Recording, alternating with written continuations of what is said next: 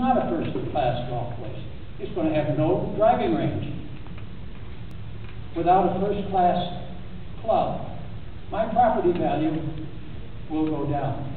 It's bad enough with the economy the way it is, but it'll go down even further. Open space and the closing of the driving range will lead to a loss of 6% of our open space. And I got to thinking about this last Friday. I got the letter on Thursday, I think, and I got to thinking about it Friday. And I made up a little form. And I went out and I contacted 25 of my neighbors. I called it 25 houses. 4 of the people weren't home. And I had them sign a piece of paper that they were against this situation. 21 out of 21 that I talked to thought that this was the worst idea they'd heard in 100 years. And I just think, and we were told at the meeting that he didn't intend to go to this. And near as I can determine, 40 houses, 40 lots, the lots should be worth $80,000 a piece, minimum.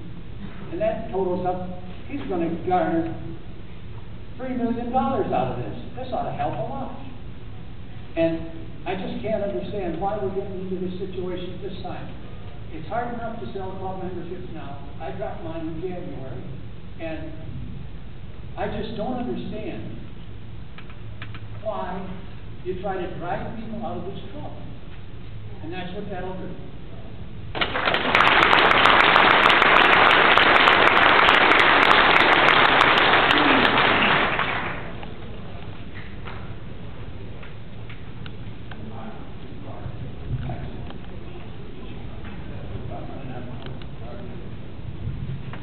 One of the things that Shelby said in the advisory board was that there was no way he was going to bring John Jacobs School of Golf to Red Mountain Ranch.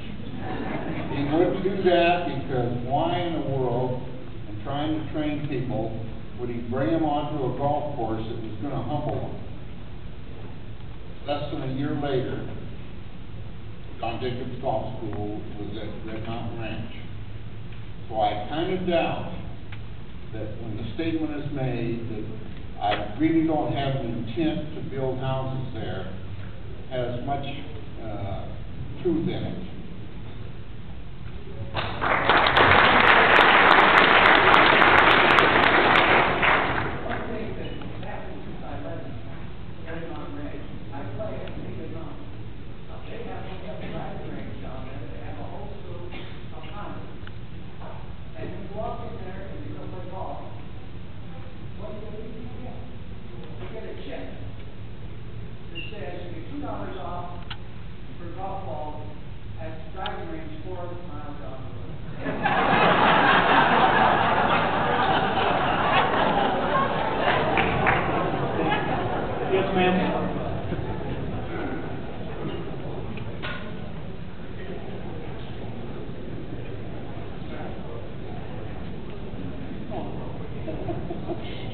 I think I have a very reasonable question for this poor man. I recently had to canvass Red Mountain Ranch for a purpose that didn't pass, but that's irrelevant. There were 91 homes I had to canvass, and out of those, 40 were present. That was in June. Everybody knows nobody's here in the summer except us. My question is, even in September 16th apparently is the meeting, are we able to have a petition, or do we have to physically be there to get anything done? Because everybody knows once in a while these meetings kind of slip by us and we don't find out what happened. There's a multiple ways you can participate in the meeting. The most obvious one is to show up in person, you fill out a card, and you're given an opportunity to speak to the board or to the council. But you can also, if you can't be there, communicate, as Councilmember Higgins pointed out, via email. You can mail a letter in. You can leave a phone call on their voicemail, and that will be noted. So there's a variety of ways for you to communicate to either the Planning and Zoning Board or the City Council your feelings on a particular agenda matter like this one. So if you weren't able to make the meeting, if it's crossways with your schedule for some reason, you can get your thoughts put in ahead of time by emailing the council members and the mayor or a letter or those things of that nature. Yes, sir.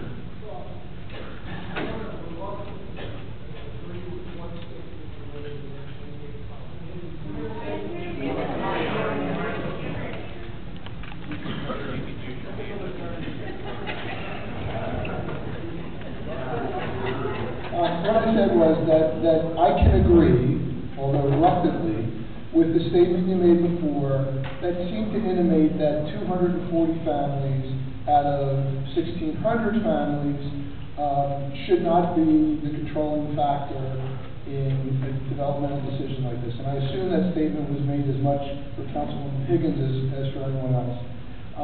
However, I think that you missed the point.